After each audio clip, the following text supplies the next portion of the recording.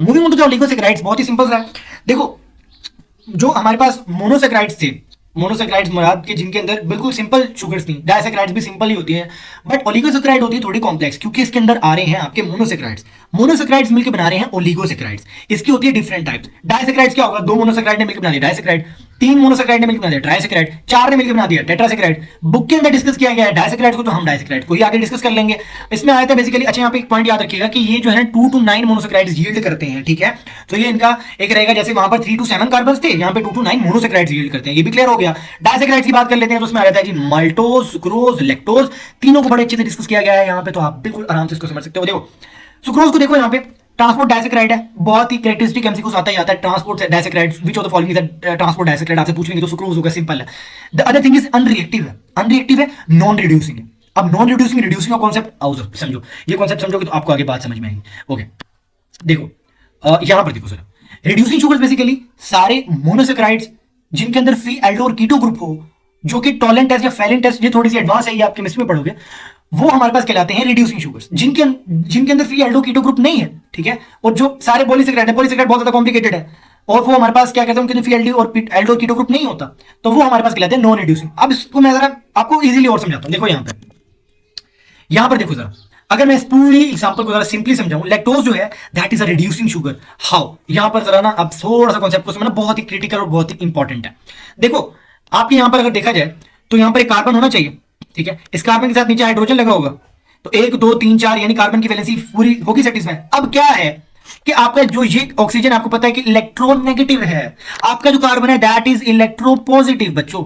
तो इससे होगा क्या, ये कैसे गायब हो जाती है, अच्छा इलेक्ट्रोपॉजिटिव है। अब क्या हुआ कि अब जो ऑब्वियसली बात है, ऑक्सीजन कह रहा है मेरी यहाँ पे पूरी दादागिरी चलने वाली है, वो क्या कहेगा कि ऑक्सीजन कहेगा भाई जरा इधर आ जाओ, आप मेरे पास आ जाओ। अब हुआ क्या, अब क्या होगा, ये बड़ा ही सिंपल, आपको आप समझ आ जानी चाहिए आपको। हुआ अब ये कि ऑक्सीजन ने इस हाइड्रोजन को अपनी तरफ कर लिया, बुला लिया कि भाई तुम इधर आ जाओ मेरे पास। ये हाइड्रोजन अब इसके साथ आ गया। रिजल्ट में क्या निकला, रिजल्ट में ये हुआ जी कि ये जो बॉन्ड है ये आपका हो गया खत्म। ये बॉन्ड जैसे ही खत्म हुआ तो अब आपका क्या हुआ, अब आपका बन गया यहां पर डबल बॉन्ड। अब आपका बन गया डबल बॉन्ड, ये जो कार्बन है, ओके, तो ये आपका बन गया है अब एल्डो ग्रुप, यानी ये इस तरह से बन गया ना, C double bond O single bond H. तो हुआ फर्क कहां पे आया, इलेक्ट्रोनेगेटिविटी का डिफरेंस आया, जिसकी वजह से आपका हाइड्रोजन जो है वो ऑक्सीजन ले गया, पीछे सीएचओ अब फ्री आ गया। अब आओ इधर वापस, यहां पे देखो फ्री एल्डो कीटो ग्रुप मिल गया, ठीक है। आया अब रिड्यूसिंग शुगर की एग्जांपल है, मैंने लैक्टोज भी लिखा, माल्टोज भी लिखा, ये भी रिड्यूसिंग शुगर है, तो यहां पर आ जाओ, है कि नहीं, लैक्टोज बन रहा है कि नहीं। अच्छा सुक्रोज क्यों नहीं बन रहा, ये भी समझ लो। देखो यहां पर अगर हम इसकी बात करते हैं, इसका अगर मैं यहां पर कार्बन बनाऊं, तो इस कार्बन के साथ एक हाइड्रोजन ही लगा हुआ, यहाँ पे आपको इसके साथ OH लगा हुआ नजर नहीं आ रहा। OH नहीं लगा हुआ तो ये ऑक्सीजन किस, अगर इसको बुला भी लेगा तो पीछे बॉन्ड कैसे बनेंगे, पीछे कैसे मामला होंगे, वैलेंसी कैसे सेटिस्फाई होगी। तो उस वजह से मैं और आप इस कंक्लूजन पे पहुंचे हैं कि आपका जो सुक्रोज है that's going to be a non reducing sugar, ठीक है, नॉन रिड्यूसिंग रहेगा। होप सो बहुत ही इजी सा कॉन्सेप्ट था, बट क्या है कि बच्चों को समझ में नहीं आता, तो ये समझा दिया मैंने। अब इसको अंदर आपको कोई प्रॉब्लम रहनी नहीं चाहिए, ठीक है। सो that was all about the lactose and sucrose. ये बात हो गई। अब बात आ जो माल्टोज, उस पर दोबारा आते हैं। देखो नॉन रिड्यूसिंग है सुक्रोज, ठीक है, प्लस इसके अलावा सी, अब जो इसका कार्बन 1 होता है ना, वो होता है ग्लूकोज से, और जो इसका C2 होता है वो होता है फ्रुक्टोज से। ये इस तरह से है यार कि अगर आप ये इसका मतलब वो देखोगे तो इसमें जो कार्बन 1 आएगा, ये ऑब्वियसली कार्बन 1 बनता है ना, ये कार्बन 1 बनता है, और ये कार्बन आपका क्योंकि यहां से स्टार्ट हो रहा होता है तो ये कार्बन 2 बनता है, तो ये आपकी फ्रुक्टोज है, ठीक है, मैं F से फ्रुक लिख रहा हूँ, फ्रुक, और यहाँ पे ग्लू लिख रहा हूँ, ग्लूकोज, ठीक है। तो ये ग्लूकोज है, फ्रुक्टोज है, इसका C1 आएगा, इसका C2 आएगा, बॉन्ड बना देंगे, ग्लाइकोसिडिक बन जाएगा आपका सुक्रोज। नॉन रिड्यूसिंग है, क्यों, क्योंकि इसका यहाँ पर लोचा हो गया बहुत बड़ा वाला। आगे आ जाओ, अच्छा अब आगे आ जाओ, बहुत सिंपल है। अच्छा जी हमारे पास क्या है जी, इसका अल्फा 1 2 ग्लाइकोसिडिक क्यों कह रहे हैं हम इसे, देखो ये भी बड़ा सिंपल सा है कॉन्सेप्ट। देखो अल्फा और बीटा की डिस्कशन तो यहां पर आपके लेवल के लिए ऊपर है, तो उस पर ज्यादा हम डिटेल में डिस्कस नहीं कर सकते, बट 1 2 का क्या चक्कर, 1 2 है बेसिकली बता रहा है डायरेक्शन, लेफ्ट टू राइट क्या डायरेक्शन है, लेफ्ट टू राइट क्या डायरेक्शन है, लेफ्ट टू राइट क्या डायरेक्शन है, दोबारा समझो। देखो यहां पे मैंने आपको बताया कार्बन है 1 ग्लूकोज का और कार्बन है 2 फ्रुक्टोज का, तो मैंने कहा था left to right, C1 to C2 यानी 1 2। अल्फा जो है that is on the basis of the hydroxyl group, क्योंकि हाइड्रोक्सिल ग्रुप तो अब जुड़ चुका है वो ग्लाइकोसिडिक बॉन्ड बनाने में, बट ज्यादातर ये होता है कि अगर हम इसका ओपन चेन निकालें तो हाइड्रोक्सिल ग्रुप जो है वो ऊपर की तरफ रहता है, ठीक है। वो अब यहां पर आपको समझ नहीं आएगा क्योंकि वो थोड़ा सा अलग से पिक्चर के अंदर समझाना पड़ेगा, बट कहने का मकसद ये है कि यहां पर हाइड्रोक्सिल ग्रुप अगर ऊपर की तरफ है तो अल्फा, अगर नीचे की तरफ है तो वो बीटा है। ये आप इस तरह से याद रख सकते हैं, ठीक है। तो ये भी एक तरीका होता है चीजों को याद रखने का। अगेन सिंपल वर्डिंग में जाएंगे हम on to the maltose. Maltose by product है जी, आप स्टार्च को तोड़ते हैं, ग्लाइकोजन को तोड़ते हैं तो आपको मिलती है माल्टोज। अल्फा 1,4 है, इसमें दो ग्लूकोज ही मिलते हैं आपस में, ठीक है। एक का कार्बन 1 होता है, दूसरे का कार्बन 4 होता है, दोनों मिलकर ग्लाइकोसिडिक लिंकेज बना देते हैं, तो अल्फा 1,4 ग्लाइकोसिडिक लिंकेज बन जाता है। सिंपल है, इसमें कोई मुश्किल की बात है नहीं। अच्छा, जर्मिनेटिंग सीड्स के अंदर मिलता है, ये भी एक इसका एडिशनल पॉइंट हमें मिल गया, ठीक है। और उसके अलावा लैक्टोज है, लैक्टोज बेसिकली हम पढ़ के आगे रिड्यूसिंग शुगर है और मिल्क शुगर कहलाती है। ग्लैक्टोज, एक ग्लैक्टोज होता है और दूसरा ग्लूकोज होता है, यानी ग्लैक्टोज का कार्बन 1 होता है और ग्लूकोज का कार्बन 4 होता है। बीटा इसको क्यों कह रहे हैं? हाइड्रोक्सिल ग्रुप जो कार्बन 1 पे लगा हुआ है ना, ग्लैक्टोज क्योंकि अब राइट लेफ्ट साइड पे होगा तो उसका जो कार्बन 1 पे हाइड्रोक्सिल ग्रुप की ओरिएंटेशन है ना, उसकी बेस पे हम बीटा और अल्फा कहते हैं। एमसीक्यूज के लिए इंपॉर्टेंट नहीं है। ओके, आई थिंक यहां पे आपका ना बहुत ही क्रिटिकल कॉन्सेप्ट क्लियर हो गया reducing sugar, non reducing sugar का। अब हमें बात कर लेनी चाहिए पॉलीसेकेराइड्स की ना। Polysaccharides are very very important when we talk about the paper के अंदर जैसे एमसीक्यूज आते ही आते हैं, और आने की वजह ये है कि हाई यील्ड है। सिंपल है जी, हम जिस तरह ऊपर ऊपर की तरफ जा रहे हैं, जैसे हम अभी मोनोसेकेराइड्स की बात कर रहे थे, then we talked about the oligosaccharide, then हम पॉलीसेकेराइड की बात कर रहे हैं।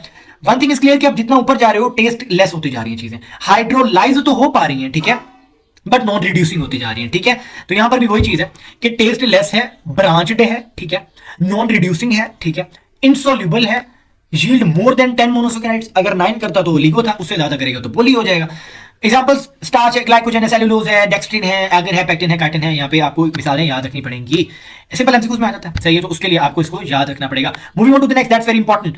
होमोपोलिसेकेराइड्स और ओलिगो आपके हेटेरोपोलिसेकेराइड में फर्क क्या होता है इनमें, ये बेसिकली आपसे पूछा जाता है। So basically what happens is that homopolysaccharides, homo simple wording में समझो। मिसाल के तौर पे मैंने जो है एक तस्बीह बनाई, अब उस तस्बीह के अंदर हर दाना एक ही कलर का है, एक ही वेट का है, एक ही चीज से बना हुआ है, तो वो जब पूरी तस्बीह बनेगी तो वो होमोपोलिसेकेराइड कहलाएगी। यानी पॉलीसेकेराइड की अगर वर्डिंग में बताऊं तो ऐसे पॉलीसेकेराइड्स जिनके अंदर सेम टाइप ऑफ मोनोसेकेराइड जो है वो प्रेजेंट होते हैं, या फिर जब ये टूटते हैं तो एक ही तरह का मोनोसेकेराइड निकलता है, हम कहते हैं कि होमोपोलिसेकेराइड्स है। मिसाल आप सुन रहे हैं इस तरह, मिसाल इसकी ये है, स्टार्च हो गया, टूटेगा तो क्या देगा? ग्लूकोज देगा। ग्लाइकोजन टूटेगा तो क्या देगा आपको? ग्लूकोज देगा। काइटिन है, टूटेगा तो क्या देगा? एन एसिटाइल ग्लूकोसामीन देगा। एन एसिटाइल ग्लूकोसामीन बेसिकली क्या होता है, आगे स्ट्रक्चर आएगा, ग्लूकोज होता है, उसके साथ एन एसिटाइल ग्रुप लगा होता है, तो ग्लूकोज एन एसिटाइल ग्लूकोसामीन बन जाता है। यील्ड यानी एक ही तरह का मोनोसेकेराइड कर रहा है ये भी। हेटेरोपोलिसेकेराइड की बात कर लेते हैं। हेटेरोपोलिसेकेराइड भी अब सिंपल है, यहां पे थोड़ा सा सेम आ जाएगा। ये यील्ड करते हैं different type of monosaccharides, agar हो गया, पैक्टिन होगा, पेप्टाइडोग्लाइकन होगा, ये डिफरेंट टाइप, यानी ये एक मोनोसेकेराइड से बनने की बात ही नहीं हो रही है यहाँ पे, सही है। तो ये सिंपल सा कॉन्सेप्ट है, इसमें कोई बड़ी बात नहीं थी। अब एक एक करके डिस्कस कर लेते हैं सबको। तो यहाँ पर जो है मुझे अपने आपको थोड़ा इधर उधर करना पड़ रहा है, जस्ट फॉर द सेक आपको नजर आ जाए चीजें। ओके, तो स्टार्च में क्या है जी? सोर्स ऑफ कार्ब्स है फॉर एनिमल्स, ऑब्वियस सी बात है, एनिमल्स के लिए सोर्स ऑफ कार्ब्स रहता ही है। अच्छा, दूसरी चीज ये है कि ये आपका जो है इसको डाइजेस्ट करने के लिए कौन सा एंजाइम होता है? अमाइलेज होता है।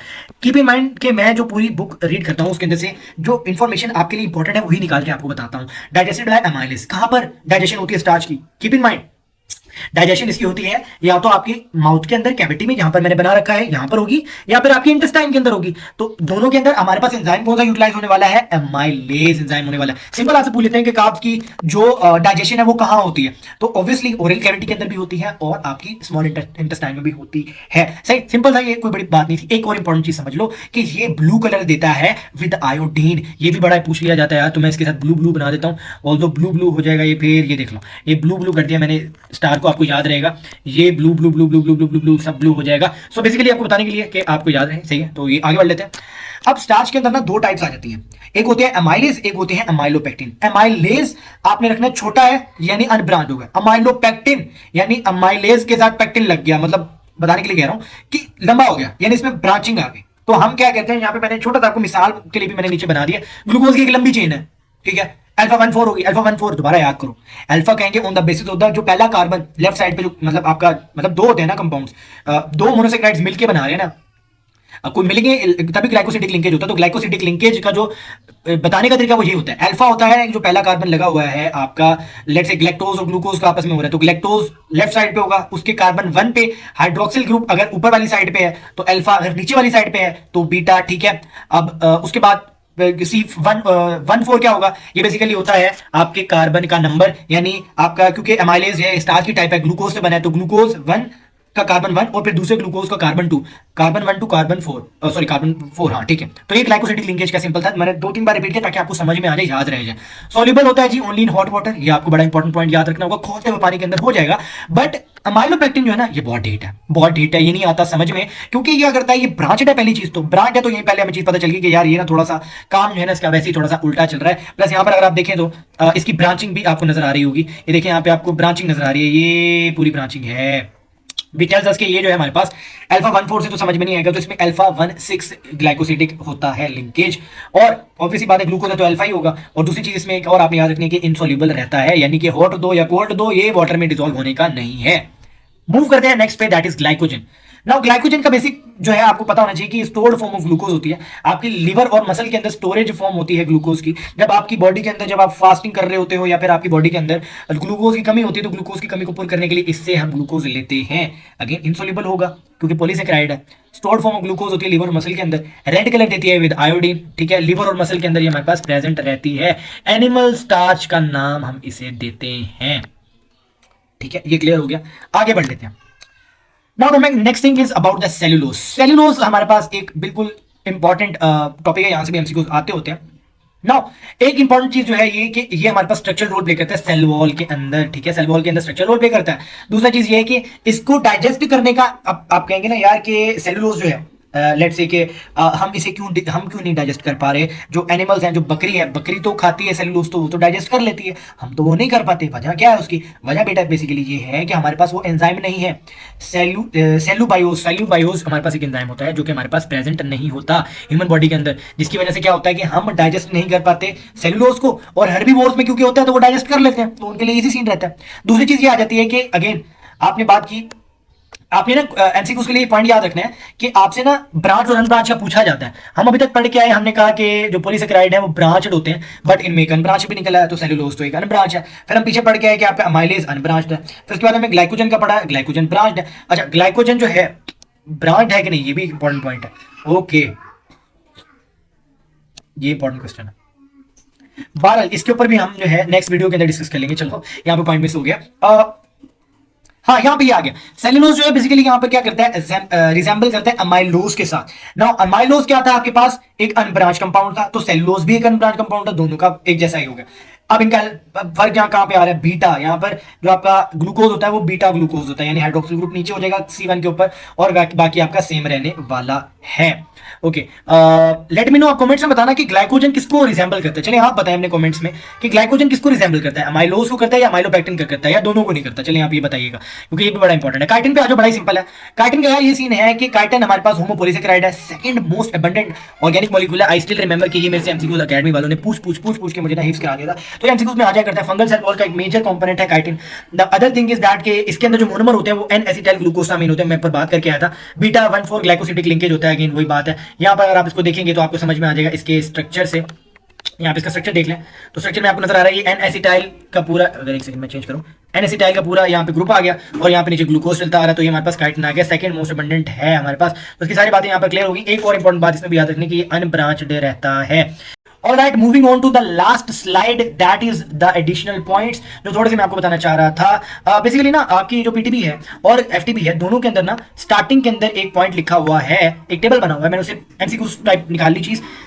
जितने भी मिलियन सेल्स होते हैं ना, उनके अंदर कार्ब भी ज्यादा होंगे, लिपिड्स भी ज्यादा होंगे, प्रोटीन्स भी ज्यादा होंगे। इनको ना एक टेबल की फॉर्म में लिखा हुआ है आपकी बुक्स के अंदर, जो मैंने उसको यहाँ पर लिख दिया। एमसीक्यूज में पूछा जाएगा तो क्या पूछा जाएगा कि which of the following bacterial cell के अंदर क्या चीज ज्यादा नहीं होती as compare to the mammalian, तो उसमें आरएनए डीएनए लिख दिया जाएगा और बीच में कार्ब्स डाल देंगे। अब कार्ब्स तो हैं वो मेमेलियन के अंदर ज्यादा होते हैं, बैक्टीरियल के अंदर ज्यादा नहीं होते, तो फिर आपका करेक्ट आंसर कार्ब्स होगा।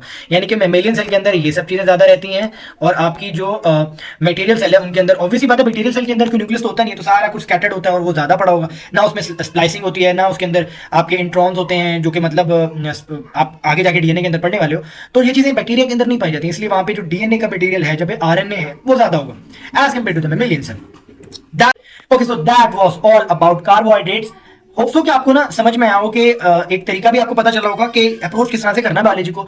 दूसरा चीज ये पता चली होगी कि एडिशनल पॉइंट्स का आपको आइडिया होगा, एमसीक्यूज कहाँ से कैसा बन सकता है, कोई नया कॉन्सेप्ट आपको समझ में आया। अगर ऐसी बात है दोस्तों तो फिर पहुंचो और जाके मुझे जो है सब्सक्राइब करो, सपोर्ट करो यार, दोस्तों के साथ शेयर भी करो। और इंशाल्लाह मैं मिलूंगा नेक्स्ट वीडियो में अबाउट लिपिड्स, ठीक है, वो बिल्कुल जल्दी आ जाएगी। तो तब तक के लिए अल्लाह हाफिज।